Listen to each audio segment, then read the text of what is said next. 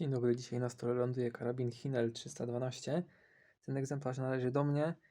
Był serwisowany ostatnio około rok temu. Nie widział od tego czasu za dużo strzelania, więc będziemy robić dzisiaj tylko profilaktykę, czyli rozbierzemy go na kawałki, wyczyścimy, posmarujemy ponownie i poskładamy. Przed rozpoczęciem jakichkolwiek prac musimy się upewnić, że wiatrówka jest rozładowana. Ja byłem z nim przed chwilą na dworze i strzelałem z niego do kulochwytu, więc mam 100% pewność, że jest rozładowany. Podczas montażu i demontażu dioptera warto zwrócić na jedną rzecz uwagę. Stworzenie tych śrub są półwałkami. Teraz, kiedy ta płaska powierzchnia jest pionowo do góry, diopter jest zablokowany. Kiedy ustawimy ją pionowo do dołu, diopter można przesunąć. Jednocześnie dokręca to z tyłu tylną część uchwytu, więc musimy znaleźć złoty środek. Zaczniemy od demontażu dioptera. Mamy tylko dwie śruby, które wkręca się palcami.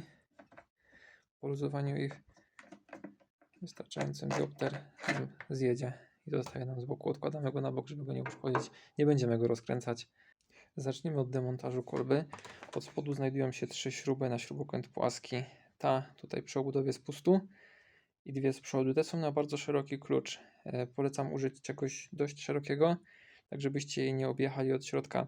Tej śruby tutaj to nie jest śruba, tylko wkręt. On wchodzi bezpośrednio w drzewo, nie ma potrzeby go demontować.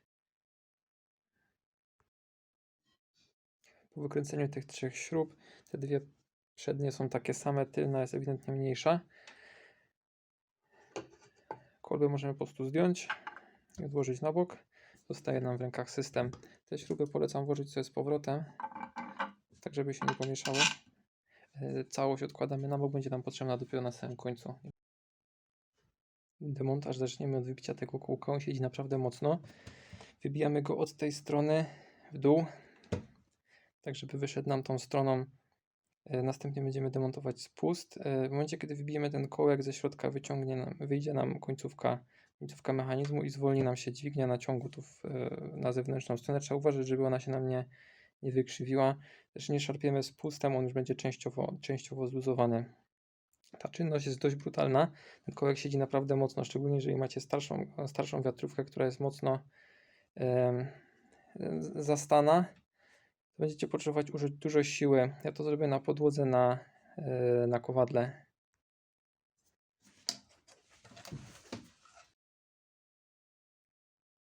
Ok, udało się usunąć ten kołek. On jest symetryczny, z każdej strony jest taki sam. Nie ma znaczenia, w którą stronę go będziemy później wbijać. Teraz trzeba wyciągnąć dźwignię. Trzeba odbezpieczyć tutaj końcówkę od bezpiecznika od niej, z zapięcia. Musimy uważać, żeby ona nam się tutaj nie złamała. Więc pracujemy troszeczkę delikatnie. Teraz wyciągnę to.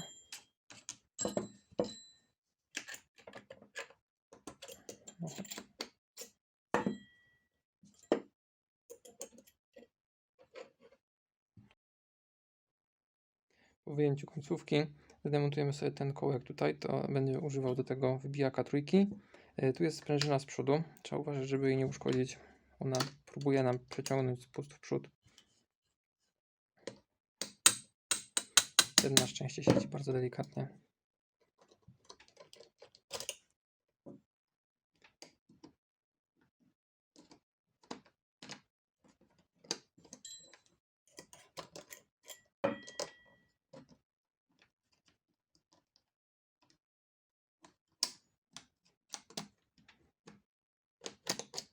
System wyszedł. Zwróćcie uwagę, że tu jest kilka zamków. Musimy je wszystkie ominąć do tego. Praca polega na przeciąganiu tego w przód i w tył. Ok, następnym etapem będzie zdemontowanie tego bloczku. On nam blokuje sprężynę przed ucieknięciem w prawą stronę. To jest mocowanie na klucz płaski 9 mm. Żeby sobie ułatwić pracę, najpierw to odkręcimy. Tylko trzeba uważać, żeby nam ta sprężyna nie uciekła. Ten bloczek, jest zaczepiony tutaj zębem o element w środku. Dlatego przytrzymujemy go, żeby on nam nie uciekł. Odkręcamy go. Spodem jest podkładka sprężynująca. Teraz ja używam trzonka od jakiegoś pilnika. Delikatnie popychamy to w prawo tylko tyle, żeby zluzować napięcie sprężyny i wtedy go można wyciągnąć. Widzicie, że od razu spada sprężyna do bezpiecznika. Już można wyjąć prowadnicę. Sprężyna też już będzie chciała wypaść.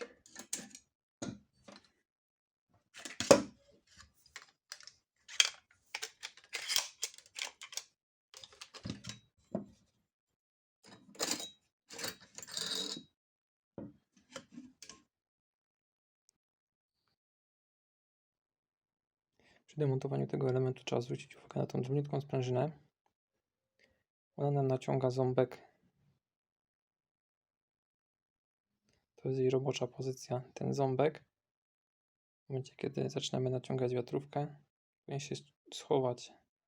Tak z tej samej pozycji będziemy ją montować. Wsuwając do środka, gdzie trzeba naciągnąć ten ząbek, wsunąć, a potem reszta sprężyny wjedzie. Trzeba bardzo uważać, żeby jej nie uszkodzić. Tu widzicie, jak ona już jest pokiereszowana.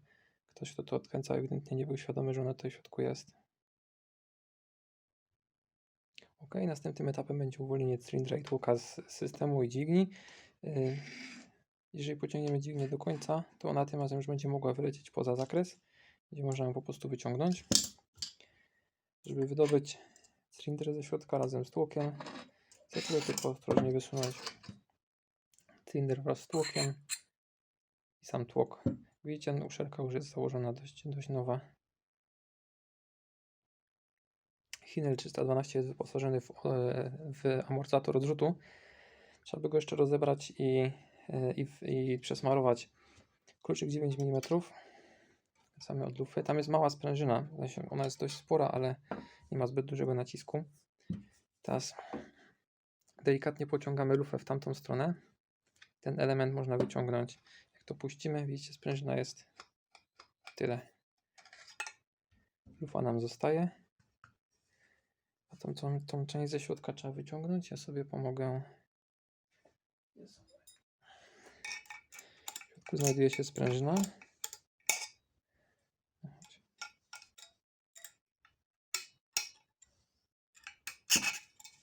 Znajduje się sprężyna. Też już wymieniony wcześniej amortyzator odrzutu. Nie chce wyjść. Nie udało się go wyciągnąć. Tutaj był amortyzator odrzutu.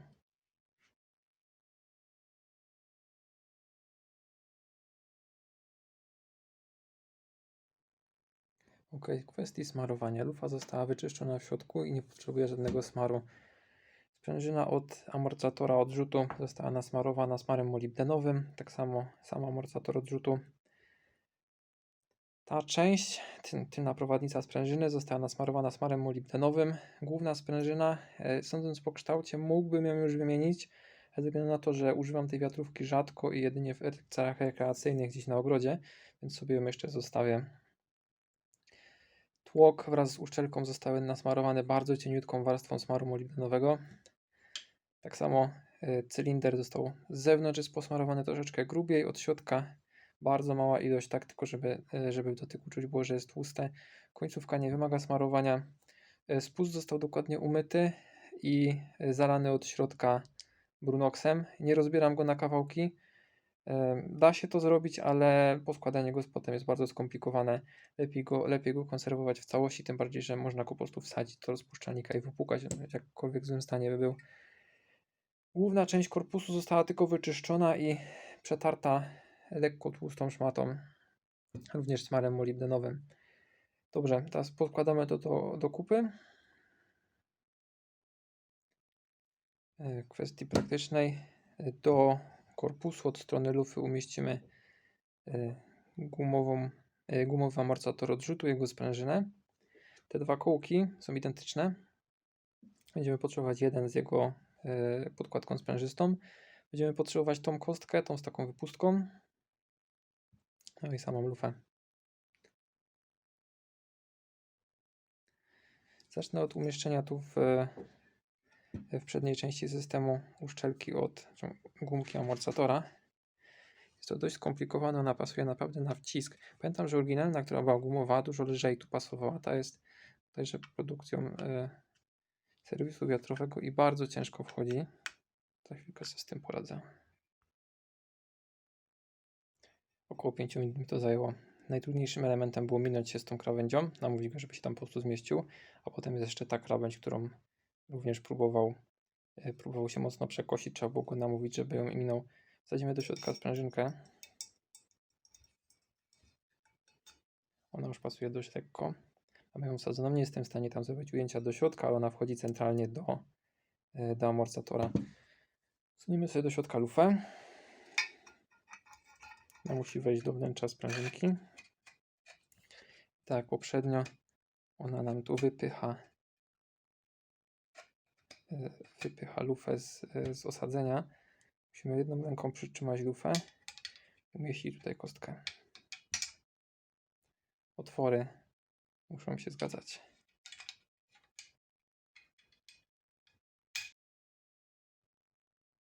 Jak już się udało trafić kostką, pozostało nam wkręcenie tego kołeczka. I zapomnijmy o podkładce sprężystej. Nie dokręcamy go za mocno. Z czuciem. Lufa jest zamontowana. Czas na zmontowanie cylindra z tłokiem. Jedno co trzeba uważać, żeby nie uszkodzić sobie uszczelki.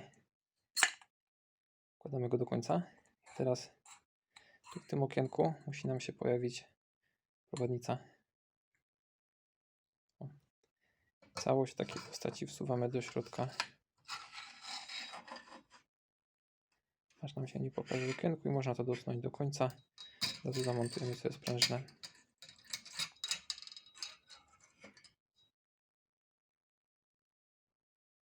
Po zamontowaniu cylindra i tłoka czas na zamontowanie dźwigni. Musimy cofnąć całość tak, żeby nam w tym miejscu wypadało okienko. Najpierw wsuwamy przednią część. Całość już się delikatnie przesuwa i teraz możemy zamontować tylną część.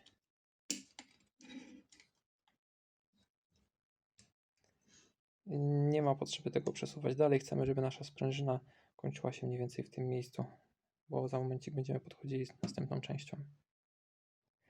Teraz tylna prowadnica sprężyny ma ten nieszczęsny ząbek ze sprężynką. One pracują w ten sposób.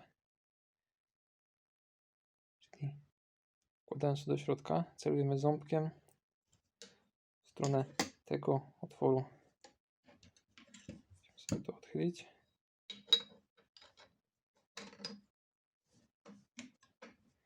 Teraz tak, ząbek musi wejść pod materiał. Wszedł. Teraz sprężyna nam tu zawadza. Musimy ją odgiąć do tyłu i my jej tylko pomagamy się tam ślizgnąć. To jest następna sprawa.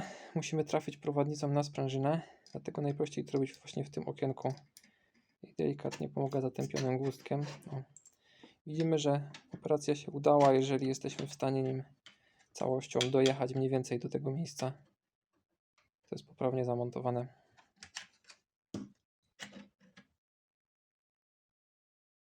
Ok, zanim zaczniemy montować elementy bezpiecznika, warto by było skompresować amortyzator odrzutu.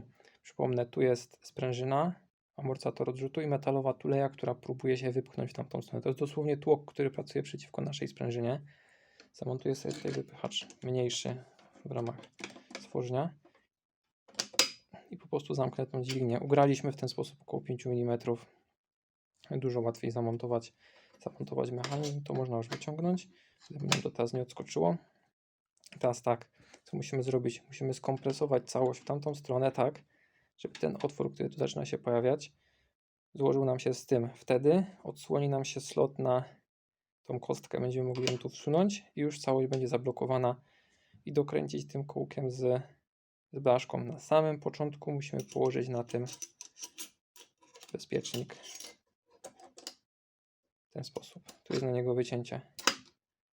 Czyli kładziemy bezpiecznik, wciskamy wszystko, wkładamy kostkę. Przez to stworzeń tutaj nie będzie można wsadzić bezpiecznika po fakcie. Na koniec to przykręcamy. Po tym jak udało mi się skompresować sprężynę i trafić tutaj wszystkimi otworami, wystarczy wkręcić kołeczek.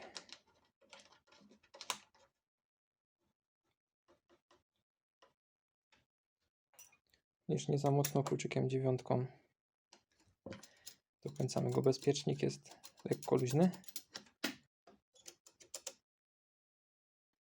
Następnym etapem będzie zamontowanie modułu spustu. Ta tylna część musi wejść tutaj. Następnie go wsuniemy tam do środka i tą sprężynę, którą tu widać, musimy ją przerzucić z przodu za tą blaszkę. Teraz prościej się to robi, jeżeli spust naciągniemy. Ugraliśmy około milimetra.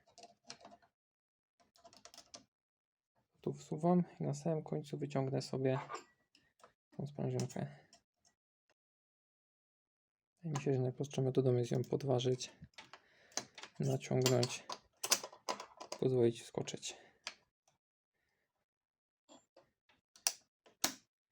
Teraz tak, po zamontowaniu tego poprawnie to cały czas jest napięte, ponieważ brakuje nam tutaj stworzenia po tej stronie.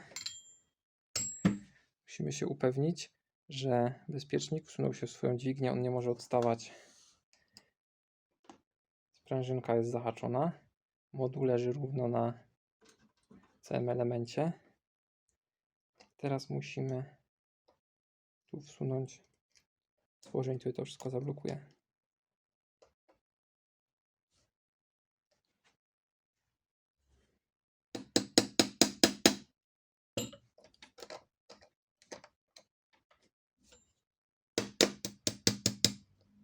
Ok, to w dalszym ciągu nie jest zbyt mocno połączone. Brakuje nam tutaj końcówki. Końcówka od mechanizmu nie jest symetryczna. To nacięcie, to pionowe, pasuje do pokrywy spustu. To poziome ma go przychwycić, czyli będziemy to wsuwać w ten sposób. Musimy odciągnąć dźwignię, żeby nam nie przeszkadzała. Odpiąłem ją z przodu. Spust musi być równo osadzony. Jeżeli wszystko uda nam się równo ułożyć, to palcami udało mi się to wmanewrować. I teraz całość jest sztywno. Zostało nam usunąć tu dźwignię. Zabezpieczyłem ją z potem z przodu. Po usunięciu tutaj dźwigni zostało nam tylko wbić ten kołek. Jego wbijamy od tej strony. Zwróćcie uwagę, że w kolbie nie ma otworu na ten kołek. On musi od tej strony być zupełnie płasko. Ja muszę jeszcze go odrobinę poprawić i dalej wystaje zbyt bardzo. Jeszcze muszę go z milimetr w tamtą stronę klepnąć. Uważajcie na spust. No i wypadałoby to robić na jakiejś formie kowadła. Ja to podparłem tutaj za końcówkę. Mniej więcej w ten sposób. Dużym sobie młotek. Delikatnie to tylko nasunąłem. Tylko tyle, żeby się krawędzią szyny oparło.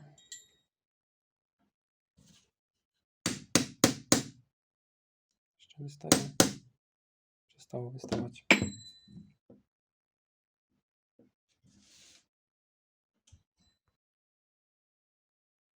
Ostatnia czynność, zamontowanie systemu do kolby. Mamy 3 śruby, 2 takie same, grubsze, jedną cieńszą. Kolbę nakładamy.